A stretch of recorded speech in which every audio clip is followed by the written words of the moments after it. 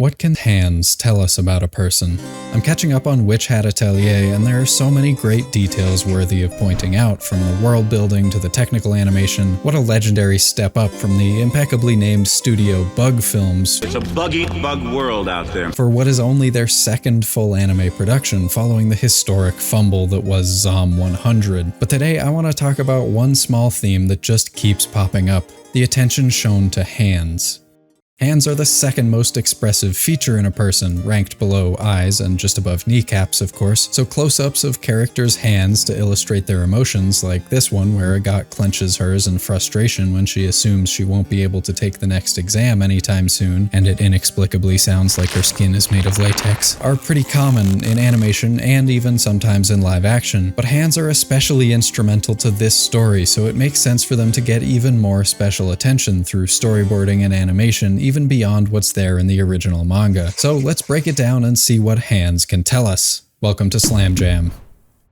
This is a world where magic is done by drawing sigils, so a witch's hands and their skill with them is central to their identity. And of course, there are dozens of insert shots of spells being drawn, but they really take it to a different level in episodes 8, 9, and 10 in particular. At the end of episode 7, the magic cops show up to erase Coco's memory, and episode 8 starts with these few cuts animated by a relatively new key animator, Taichi Hattori, with storyboards by Hiroshi Seko, who also directed the episode. Aesthese's fingers spread across the entire frame, exerting their control over everything in this point of view shot, then protruding towards the camera and seeming to elongate unnaturally as they do. In the reverse shot, this hand serves several purposes. The fingers are splayed in front of the camera, separating the girls, confining them to these two little sections and partially obscuring their faces. They're reminiscent of prison bars, but they also separate the two into these distinct sections where they react in two completely different ways, Coco with fear and Agat with anger. And in the final cut of the trifecta, we take the perspective of the hand itself as it closes in on Coco, whose face is crammed into only a little over half the screen space that's left. This same scene plays out similarly in the manga, but it doesn't focus so much on these point-of-view shots. In the anime, the shot-reverse shot gets more and more claustrophobic across these three cuts as Coco's impending doom and Aesthese's hand inch ever closer. We also then get an eye reflection shot, but that's a different video. I already made that one. You can watch it after this one. The theme is practically stated outright a few minutes later when he examines her hand to make sure she's not a terrorist and finds the ink stains and calluses to confirm that she is indeed just a novice apprentice. The anime takes it slightly further here too by hanging on this shot slightly longer until Qifrey's hand enters the frame to shield Coco's and protect her from the Inquisition. Later, high-contrast lighting from just above the horizon drags deep black shadows across a desolate gray alien landscape, a sharp juxtaposition with the soft yet vibrant rural backgrounds that fill most of the show. In this lighting, these rocks remind me of the dead astronauts in that one Chainsaw Man panel. Anyway, the mysterious brim cap waxes poetic about their hands stained with ink and use some sort of ceremonial dagger to drain blood from a well-worn channel in their palm where they've clearly done this many times before. These cuts are done by key animator Haoran Zhu, and it's interesting to me that the hands are on two different layers for a few frames here, so that the one holding the knife can be blurry, but they move staggered one frame off from each other until they come together. I wonder if that was just an accidental byproduct of the digital process, or done intentionally to give the impression of more frames, or even to make it feel a little off-kilter.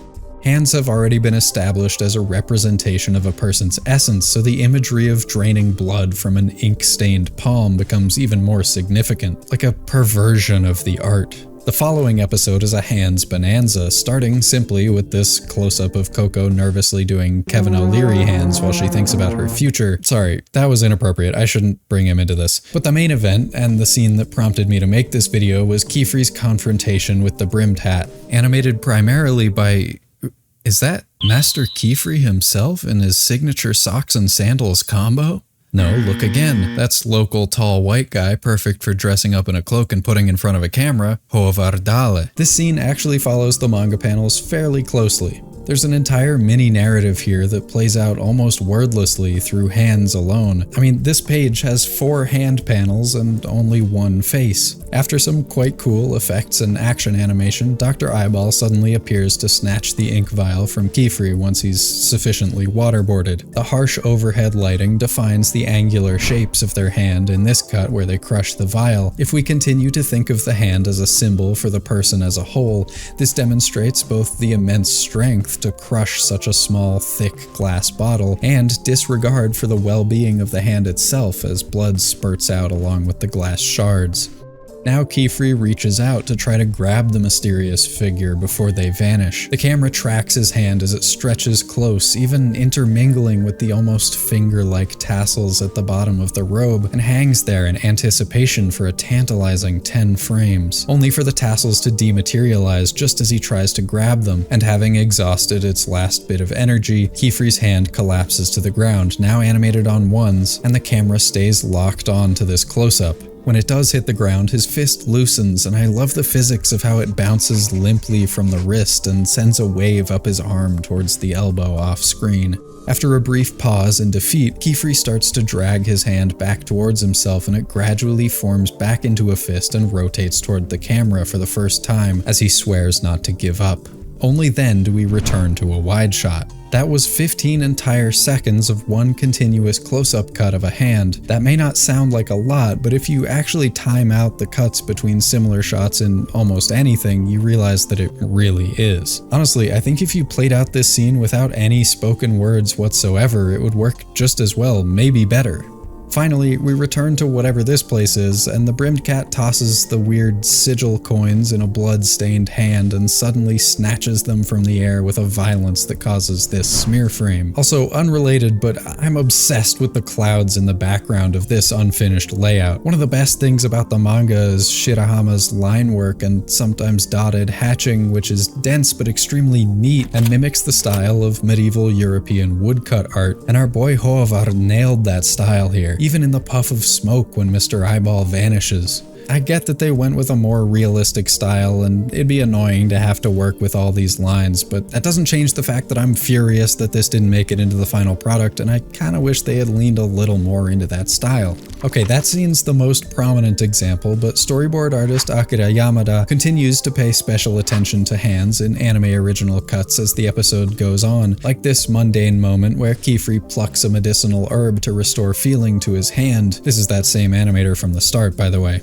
His hands being a representation of him as a witch, the fact that one of them is still numb from the night before means he was more deeply affected by the secret confrontation than he wants to let on. This cut shows the methodical skill in Qifrey's fingers with much greater detail than the source material, and a few moments later when he gets drone-struck by Agat coming to tell him that Coco had collapsed, the two go tumbling down a grassy hill with extra emphasis on Qifrey's hand digging into the earth and forming a channel through it to slow them down just before careening off a cliff. There are some cool little subtle smear frames in this cut and the one before it where the lines really just get a little wiggly to show the jitteriness rather than the speed of a big continuous motion. Like the arm collapsing to the floor earlier, the physics here are again super realistic and cool. He presses his hand into the hillside in this claw position, but after a couple frames it bounces back off. But he's still applying pressure from the arm, so the wrist presses back into the grass immediately before the fingers follow. He then reapplies force into the hooking motion in the upper part of the hand, trying to dig his fingers into the grass with even greater force. I love how you can see the tendons protruding more intensely as the cut goes on, even visible through his sleeve.